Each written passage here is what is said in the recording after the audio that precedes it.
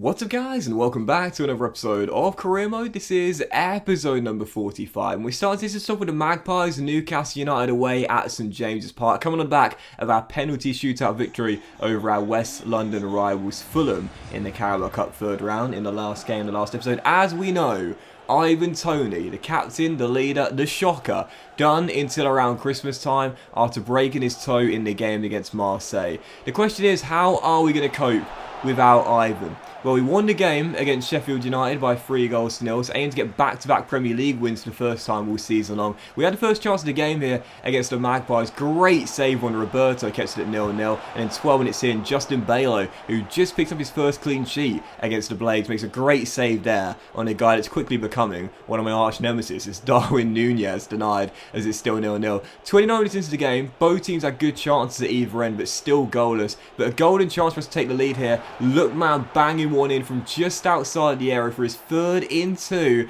And I said it, who's going to step up in Ivan Toney's absence? Who's going to be the guy that says, do you know what? Captain's down, leader's out, it's time for me to stand up and be accountable. At the moment, it's Ademola Lookman finally getting the start he wasn't getting last season after coming in from RB Leipzig. Makes it 1-0 and bangs one in from range.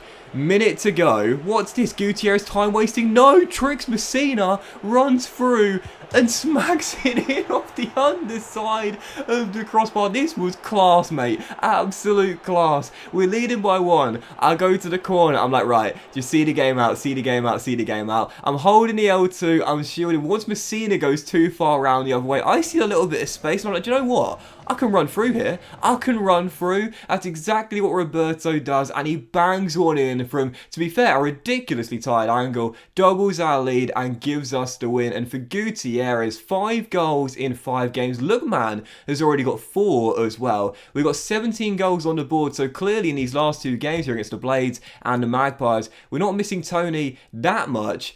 Big victory there, but that second goal, absolutely brilliant. I was like, just keep it in the corner, keep it in the corner, keep it in the corner. And then, no, I see the space, I see the opening. That was absolutely brilliant from Roberto Gutierrez. So 2-0 victory there, big win. And can I say as well, back-to-back clean sheets for Justin Balo. Yeah, tough start for the Dutch goalkeeper. I've got to be honest here, hadn't adjusted to life in the Premier League seamlessly, but now, back-to-back shutouts, I've got to be pleased with that. So, following the game, as you can see, our first scouting update of the season. We just got one scout this year in England, looking for those London-based talents. We found a good one here, to be fair. Theodore Chambers looks pretty decent there. Hold him here, could possibly be turned into a centre-half. I love those ball-playing centre-halves, but for now, we'll give him the Anchorman development plan and see how he gets on. And also our fixtures coming in October, 2 more games in the Europa League, Rosenborg and then Dynamo Zagreb, both away in both Norway and Croatia as well. Looking to improve on our draw on match day 1. That's sickening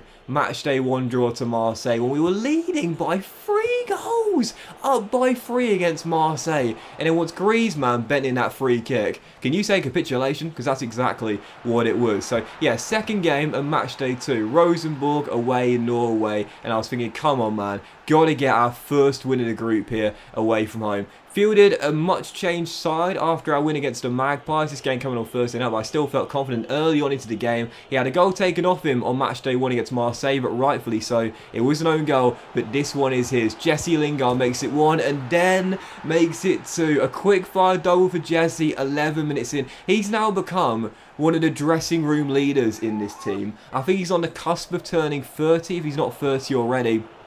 He's going to become like Daniel Wass, who is in this team, a mentor, a leader for the youngsters, European experience, and still has a lot to offer as well. Yeah, we lose one leader in Daniel Wass retiring. We've got another one now getting turned into one in Jesse Lingard. So 2-0 RB Leipzig. He gives a heart of everything in this game as well. There's games where like the ball just comes to him like seamlessly, just knows exactly what to do. It's just effortless for him. This is just one of those games I was in complete control with Jesse Lingard. He got the hockey assist for our 3rd goal. Ricky J. Jones off the bench.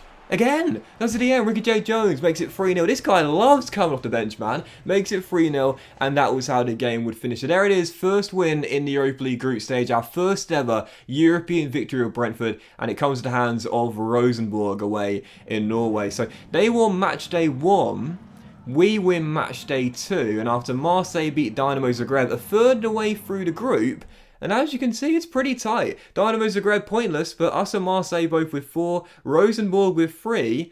Yeah, gotta say, this is exactly how I predicted the group was going to go when it was drawn. I said I think Marseille will be front runners. They are currently top. I said we're probably the second best team in the group, but not by much, and that's where we are, in second, but only by a point, a third of the way through. 4 games to go. It's still anyone's guess as to who's going to be qualifying for the knockout stage. Still for the third game of today's episode, back home, back in England, back in London, back at the Community Stadium. Manchester United, the Red Devils, last season knocking us out of the FA Cup in the semi-finals. Our first Wembley appearance turned into a nightmare after they thrashed us 4-0. They also officially, mathematically, ended our Champions League hopes. They won a domestic treble last year. They're looking at one of the best teams in the game. Unsurprisingly, we fell behind. Jadon Sancho makes it 1-0 as the former Borussia Dortmund winger gives the Red Devils the lead. And after some great trickery with 8 minutes to go in the first half here, should have got an assist. Great save by Justin Balo, kept us only down by 1. Kept ourselves in the game though, weren't playing especially badly, were getting some chances, and Axel Twansby, after playing a 1-2 with a crossbar here, almost made it 1-1.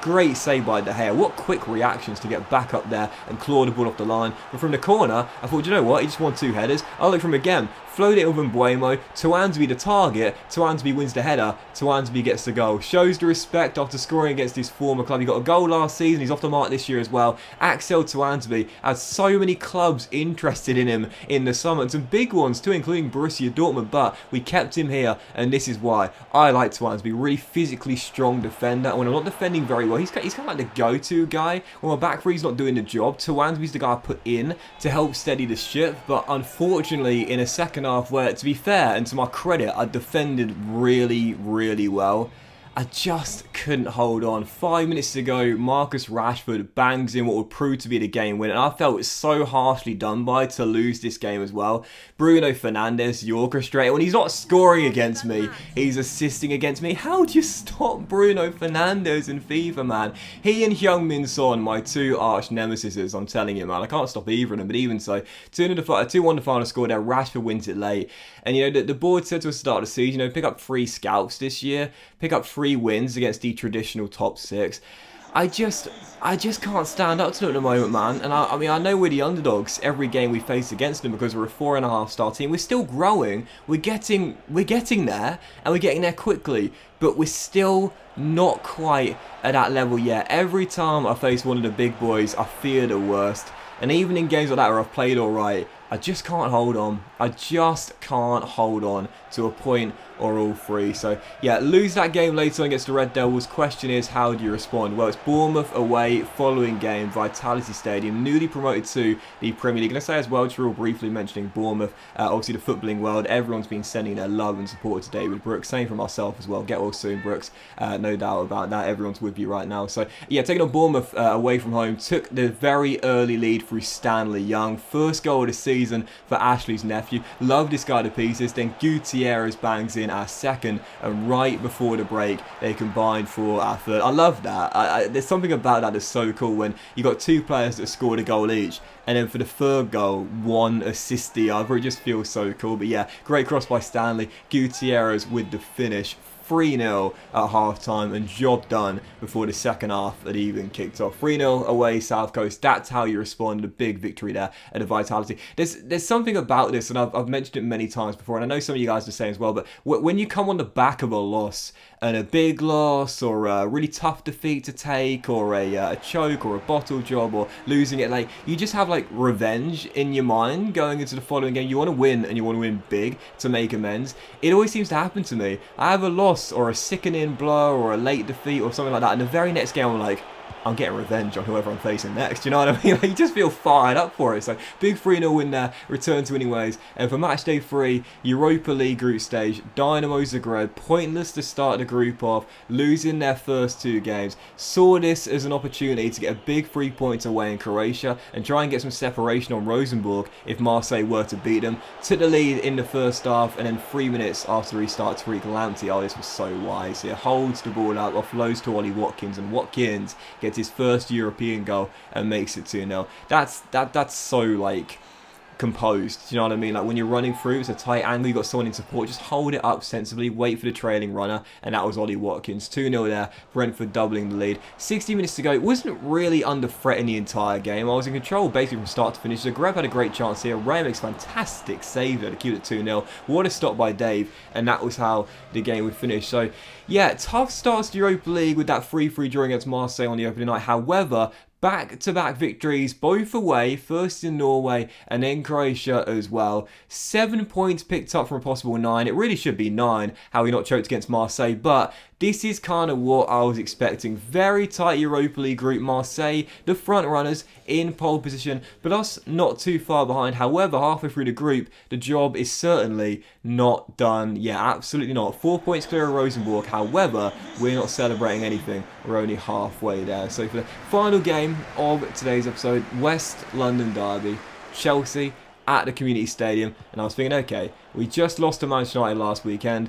That was a tough pill to swallow, losing it late. Let's stand up to Chelsea and get our first scalp of the season here. Well, so early on, they opened me up. What a save, though, 3 minutes in by Justin Baylor. He's finding his feet, mate. He is finding his feet. Tough start to life in the Premier League for the Dutch goalkeeper, but that was an amazing save. However, 29 minutes in, well, I said I can't stop Bruno Fernandes. In this year's FIFA, I can't stop this guy either. Romelu Lukaku is like the perfect striker in this FIFA. Quick, strong, technically very solid, amazing finisher, good in the air, good with his feet. How do you stop Romelu Lukaku? Well, I can't do it at the moment. He fires Chelsea in front, but 8 minutes after that, we would find our leveller. Ademola, look man, in for the injured Ivan Toney and doing the job. At the moment, it's no Toney, no problem in terms of getting goals because we're still free scoring in all of our games. So 1-1, back on level terms, and late on a chance to win it, but Mendy makes an incredible save on Young, and then the header off the line after Mbuemo tries to turn it in. What a save by Mendy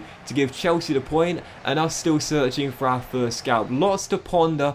1-1 the final score. It's a decent result against the Blues. However, whilst the board has said this season, Europa League once again, that's where we need to stay. I believe we can do that.